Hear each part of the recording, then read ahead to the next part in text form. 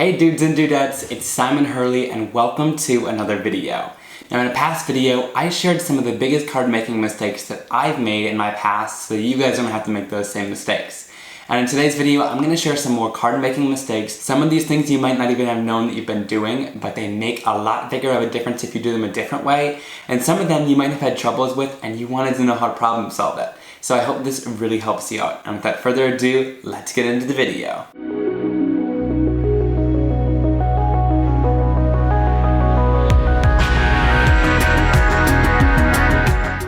Alright, so this first one, I didn't know I was doing wrong for the longest time. But in my comment section, a lot of people were telling me about it, and I had noticed some cracking on my cardstock, and when I changed it, it made a huge difference in how easy it was to fold and score my card bases. So I have my scoring tool here, and I have some Simon Hurley Create Stark White cardstock that I cut down to create some tap folding card bases. I'm going to show you first the thing that I did wrong. So I put it here. I scored for my tap folding card base. Right, so I'll score it twice using my Teflon bone folder. And then what I did wrong is just go in and crease this down and then fold it. And it gets kind of difficult. It starts cracking a little bit on the edge here when I fold it like this. But it does end up working. It's just a little bit more difficult. And you notice a couple more cracks on the inside edge for sure on your card. It's not as clean as it could be. Whereas this is the right way to score. So go in with your top folding card base, do the same thing, go in on your mark and score it, and then you go in and you flip your cardstock. Because the way you scored it makes it so that it presses this, makes it much easier to fold this direction, and then of course you'll still have to score it down. But I find I get a much cleaner inside of the card there. There's no cracking on the edges, just a crease down the center, and then you have a really nice, clean and simple scored card with no rough edges. Maybe I was just the dumb one, but I didn't realize that until a couple of years in, and it's been a big game changer with not cracking your cardstock and making sure things fold smoothly. Alright, now let's get into some ink blending mistakes. And you guys know this hits close to home because I ink blend on almost every card and I've learned tons of tips and tricks as I've created with these inks to make sure I get perfect blending every time. I've done a video where I've tested blending brushes and you can watch that video up here. And in there I got tons of questions about the blending tool, how to use it, and how to get the best results with it. And I'm going to cover some mistakes that I've made or I've seen and how to fix those. So first off, let's talk about applying your foam. This foam was made to be a little bit bigger so that it hangs over the edge so that you don't get any harsh edges of the tool on your project. So make sure when you apply your foam that you've got it centered with a little bit of a border around all of it. You don't want it to be like this because that's going to give you, a weird edge on your tool if it's uneven. You want to make sure that when you're putting your foams on your tool, you place it down and make sure it's nice and centered. I see a lot of problems just with that part, and that's just the beginning of it. Now the second thing I wanted to mention is really all in your pressure and how you use this tool. But one of the biggest mistakes that I see people making is that they tap a couple times on the tool pretty lightly, just like touching the surface here, and that's gonna get a very minimal amount of ink onto your tool. So let me go in here, right? It still gets ink on there, but you're just kind of wasting a lot of time. Even if you tap with a good amount of pressure, you're getting ink on that tool, but not much really to go anywhere with it, right? And so that's a lot of times what I see. What I want you guys to do when you're blending is go in here, swipe across a couple of times with a good amount of pressure, and your tool should kind of match that color that's on the front there, right? And then you're going to have a lot more flexibility with your blending. And I also find that when you have more ink on your tool like that, you get a much smoother blend because you have more ink to work with and glide across the surface of your cardstock. You can see we've covered way more surface area in that one swipe than just those two little dabs that we did at the beginning. And this is going to save you, first off, a lot of time, but it'll also give you a lot smoother of a blend. And then after a little while, it'll saturate your tool like this and you'll get amazing blends every single time. This is just one great tip with the pressure of your ink blending to make sure you get good blends every time. I think I might even do a video on ink blending in case you guys want to see that. So leave a comment down below if you want a full video showing all of the ink blending tips I have. Alright, I just finished ink blending a background using my inks using the new Game Over, Fake Plant, and Midnight Snack. And one of the biggest mistakes that I see people making is when they want to do heat embossing. So I'm going to use this brilliant Baubles stamp set, And I'm going to ink this up with some embossing ink. Stamp it down.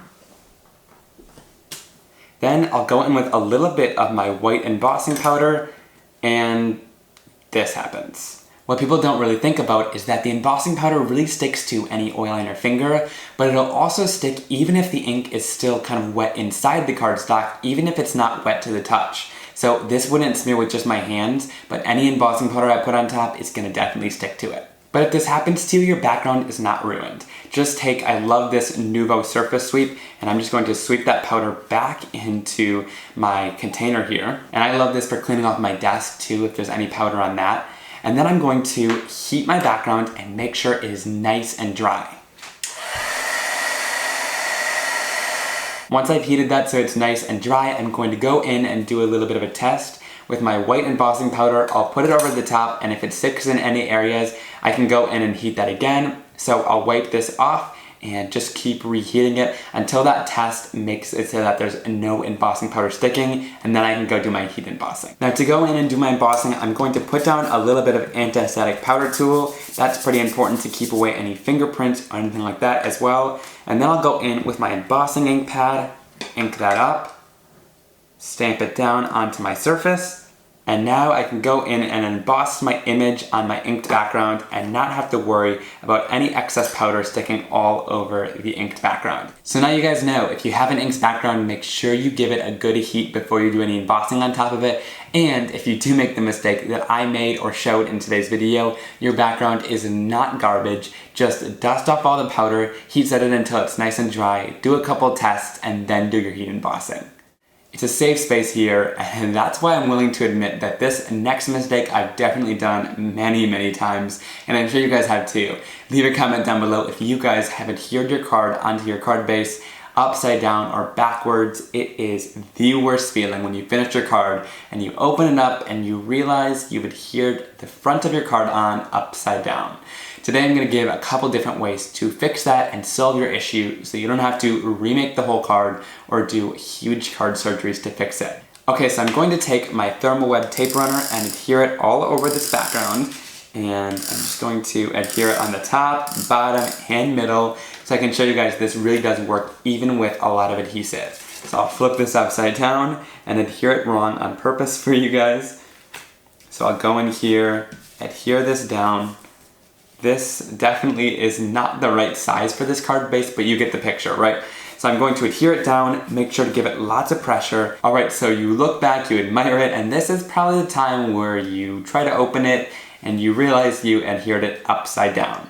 Well, there's a really easy fix to this, and you could do this a couple ways. The first one is you could open this up, there's the stamp speed at the beginning, and you could chop it off with your trimmer and just add some more adhesive and adhere it right ways up onto a card. That's a really great way to do it. You'll just have another extra layer of paper there, which, hey, it's great stability for your card, right? The second method, which I usually prefer, is going in with your heat tool and tearing it off. Apply some heat, and then I'll go in and start pulling it off. And what that heat is going to do is it's going to soften the adhesive on your card and make it easier for it to pull off. So let me do it again. And when you're heating it, your adhesive should be easily pulling off. If it's not, that's probably a good sign. You should just go with the first method and tear this off. But if you're heating it enough, it should be pretty easy to rip off. I'll heat the bottom here. And like this bottom edge is just pulling up from the card. And you can just easily tear this off. And yes, it definitely rips the card base a little bit, but your panel is still intact. And I prefer this method because it doesn't make your cards too thick. Sometimes adding another layer on the card makes it really big and bulky. Adhere some more adhesive onto the card base here. And then, of course, flip it the right way. Line it up with your card, and then adhere it down. And so this way you can still salvage your card even though it might have ripped there. Nobody's going to see that anymore, and then you won't have a whole nother layer of cardstock in there and it won't feel too thick or bulky, which I really like. I also do this with like labels on boxes or labels on products that I have to peel off, and sometimes those can be a nightmare to peel off with a dish soap or something like that. using the heat tool will really easily speed up that process because it softens the adhesive on the back and makes it super easy to peel up. This next mistake has to do with choosing the wrong size acrylic block for your stamps and sentiments, but you want to choose the right size to make sure you get a nice crisp and clean image. So I'm going to use the You Melt My Heart sentiment from the Cakewalk stamp set. This one's got a thin line greeting and it's pretty small, but I want to make sure it stamps really nice and crisp. So let me show you the mistake I used to make. I used to just adhere it to whatever acrylic block I had laying on my desk, whether it was big or small, and then I would stamp it down on my project. And having this huge acrylic block gives you a lot more weight than you need for a sentiment like this, and also makes you kind of wiggle your hand a little bit. This makes it so that that fine line sentiment definitely gets a little bit more bold and kind of off stamps a little bit. It's not as clean as that could be. One thing that's really great is to choose the size acrylic block that matches your sentiment so you don't get as much rolling. First off, I like thinner acrylic blocks a little bit better so you don't have to give as much pressure just with that dainty acrylic block. And then I'll go in with a much smaller acrylic block, give that good pressure, and this I don't feel like I'm going to be shifting as much with a lot of weight on there. And you'll see that captures that thin line detail that it's supposed to and doesn't give you any areas in that stamp that's a little bit difficult to read. It stamps really nicely with that smaller acrylic block. And also, the thinner the better has been for me. I find that I drop acrylic blocks that are a lot thicker, and thinner ones I can just apply as much pressure as I want. I feel like I can apply more pressure with a thinner acrylic block. Alright, I hope you guys really enjoyed today's video sharing some card making mistakes that I've seen being made or I've made myself, and I wanted to make sure you guys won't make those same mistakes to make your crafting life a little bit easier. Be sure to leave a comment down below letting me know which tips from this video are your favorites or any card making mistakes you guys have made and want to let me know not to make the same mistakes. Be sure to give this video a big thumbs up, click that subscribe button down below to never miss another card making and crafting video like this one from me, and I'll see you guys very, very soon and hope you have a wonderful day. Bye!